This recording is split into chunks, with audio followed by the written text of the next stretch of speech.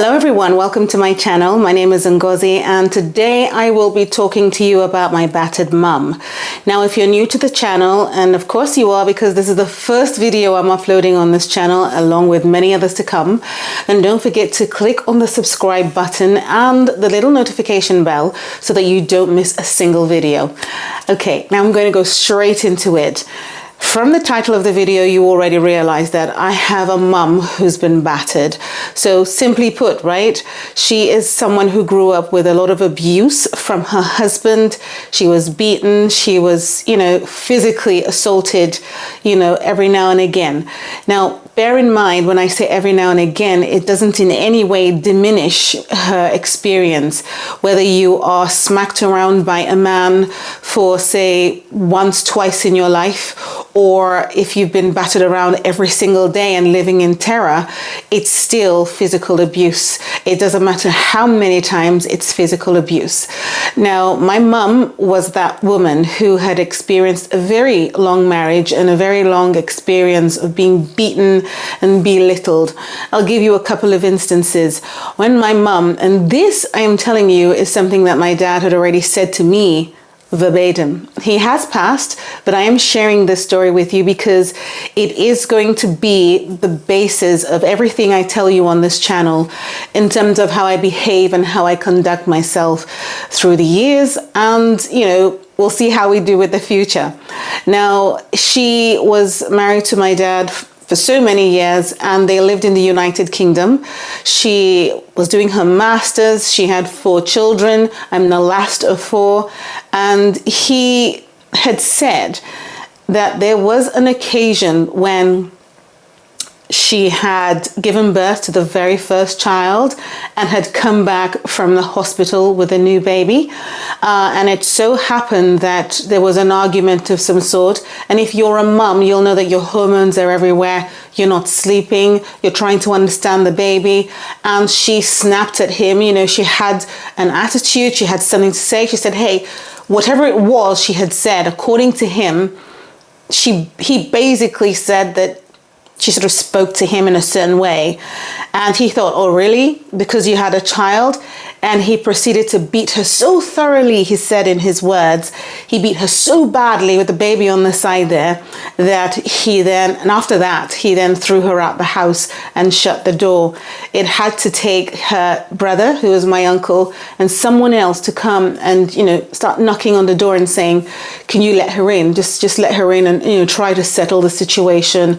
And she finally was able to come in. I don't know how many hours she was outside, but it took a long period of time for someone to make a trip to come over and have her get back into the house, which is interesting because I'm thinking maybe get her out of the house, but we'll get to that.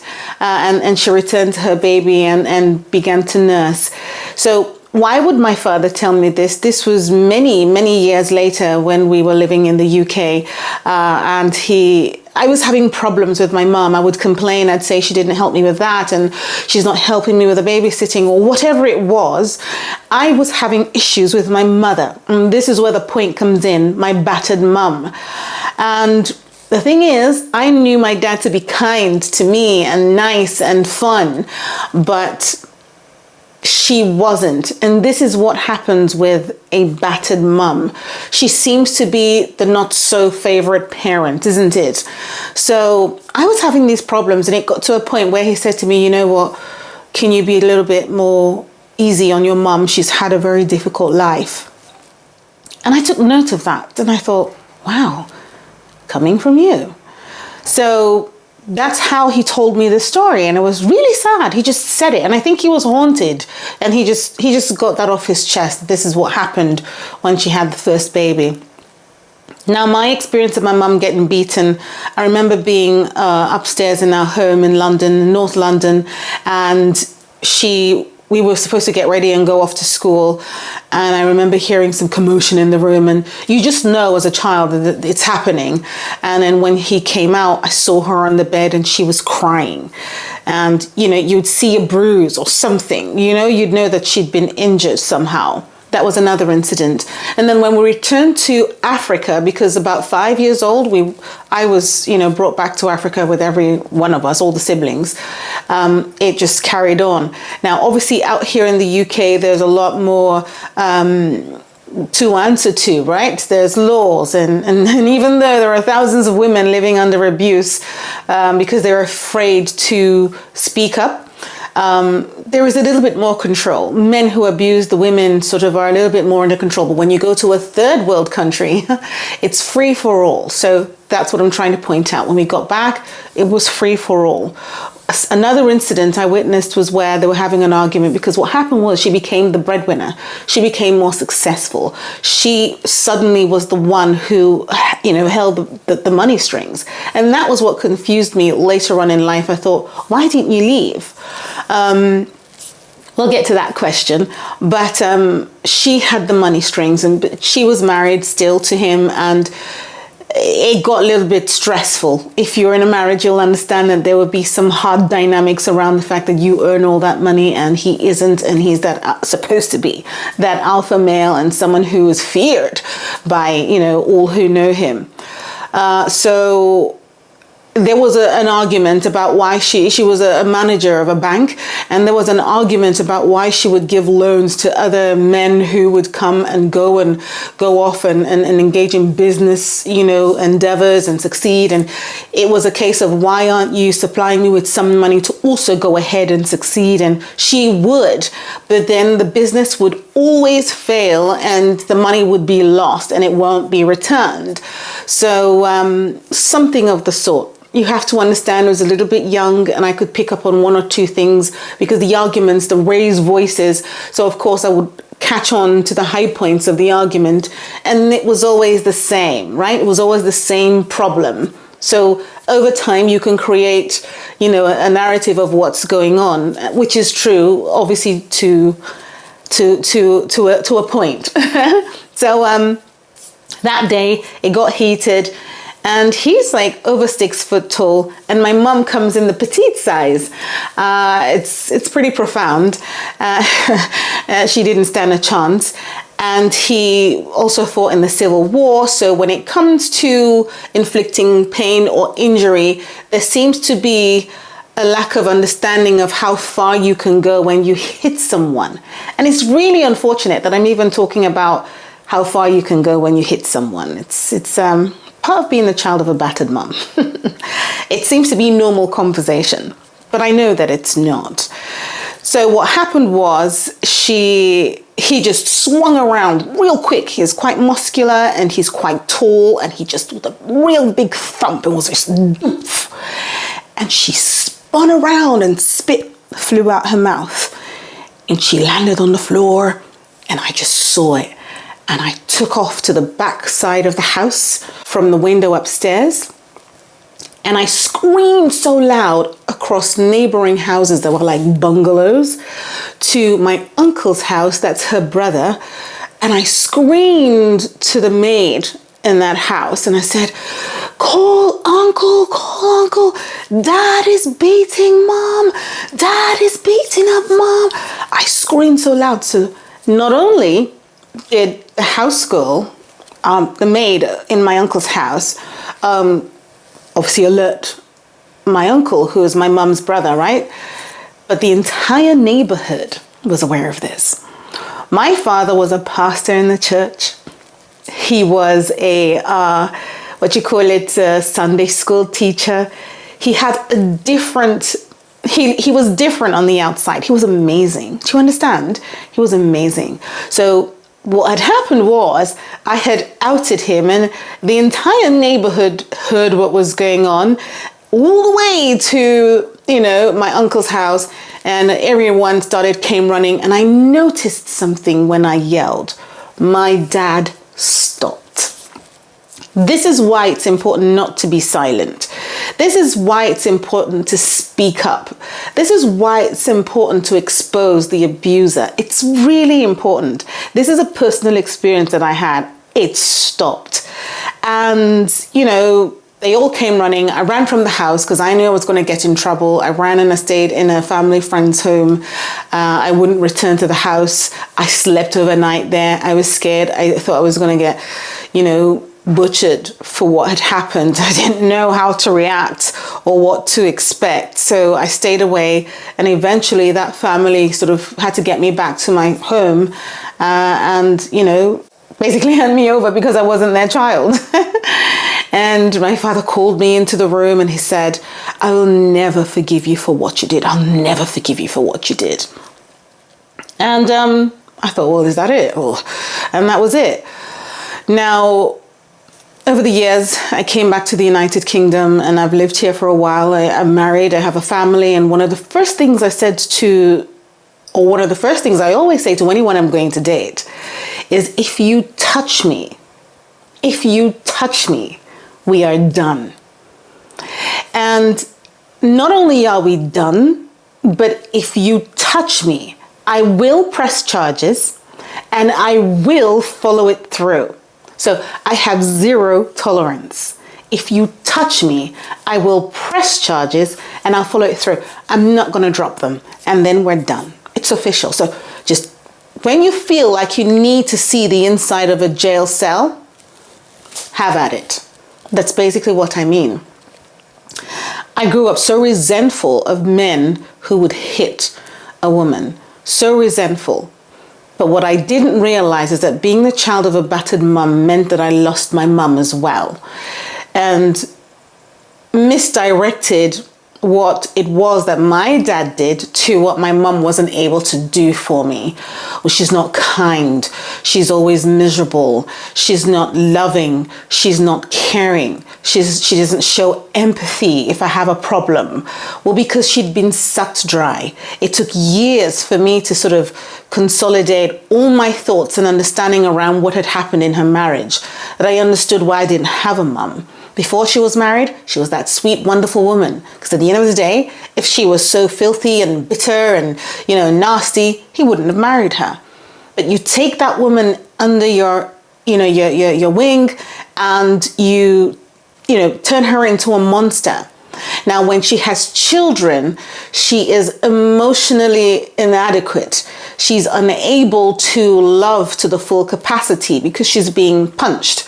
She's unable to be caring because she has experienced no care. She's experienced violence to a high degree.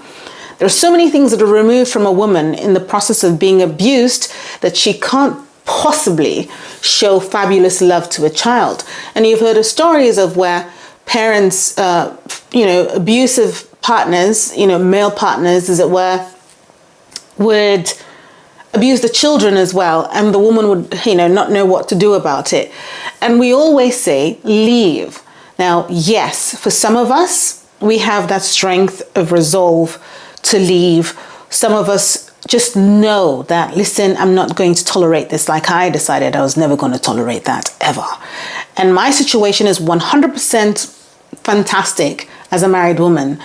But it's not the same for everyone who gets into that situation and all of a sudden someone gives you a slap or something. There's always something that happens that you prioritize, maybe what people are going to say, or why aren't you married to him, or why would you pass up on such a good catch, or something of the sort. There's always a good reason why. And I'm not saying that sarcastically. There really is a good reason, which isn't good enough. But there is a good reason why some women don't leave. There is an explanation, is what I'm trying to say. I don't know if the word good is a good thing in this point that I'm trying to make. It's hard for some women to leave the situation. You have to understand that as long as they're being beaten, punched, put down, physically, damaged, their mental capacity has been diminished. And if their mental capacity has been diminished, then you can expect that they won't be making certain decisions that would be reasonable. They won't make decisions that are coherent. They won't make decisions that, are going to set them free from the situation. They are already diminished. And that's the experience I had with my mum. Why am I telling you this? All the stories I'm going to tell you on this channel, it's a topical channel, it's a discussion channel, it's a therapy channel.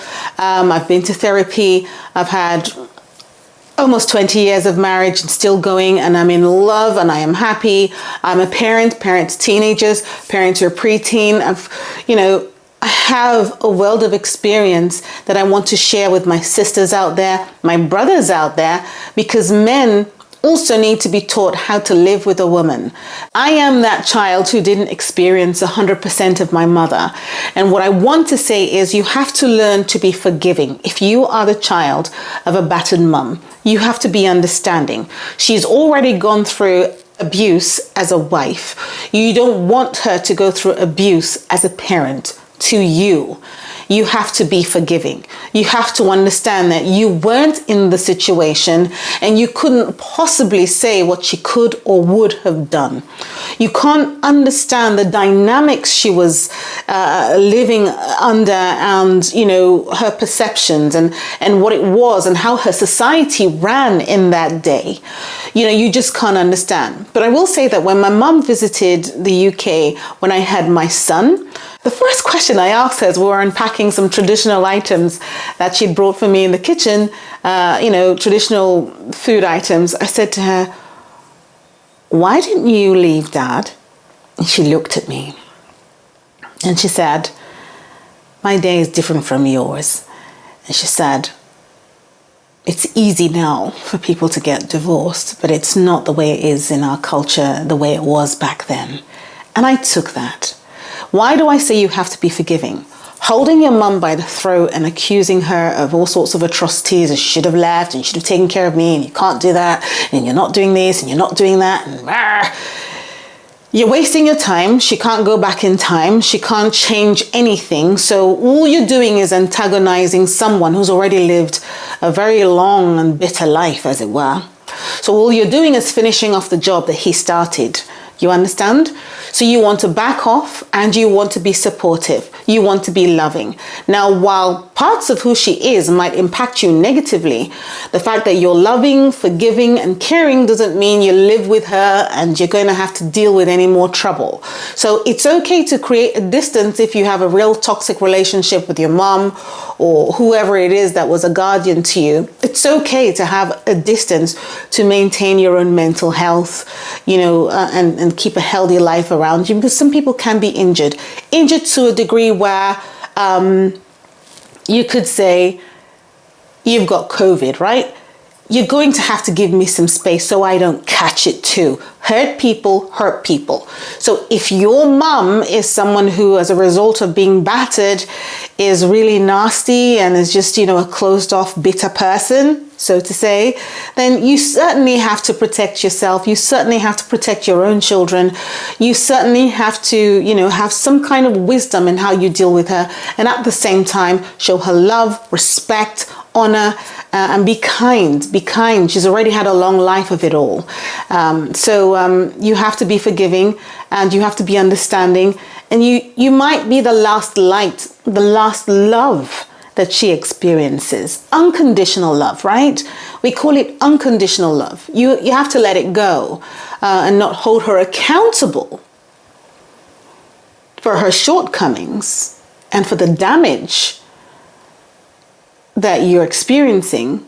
You have to hold him accountable.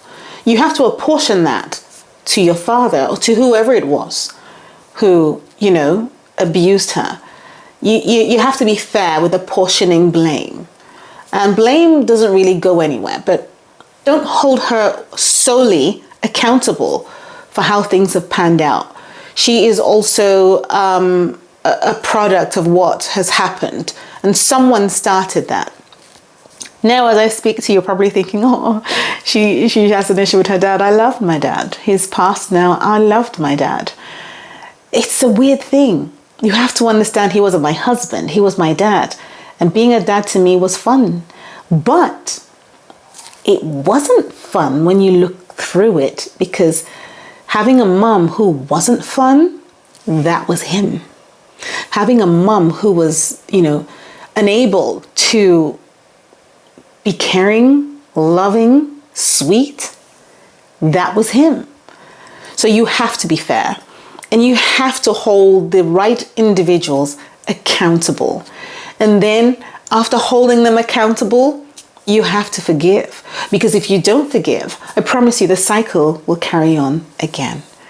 Now, from here on out, I'm going to be telling you a lot of stories on the channel, and I will be referencing this video so you understand where I'm coming from. I don't want anyone to think that, I'm pointing the finger at my mum. I absolutely love her. She's been through hell, and she's a widow now. She, stayed in that marriage till he passed, and as an old person.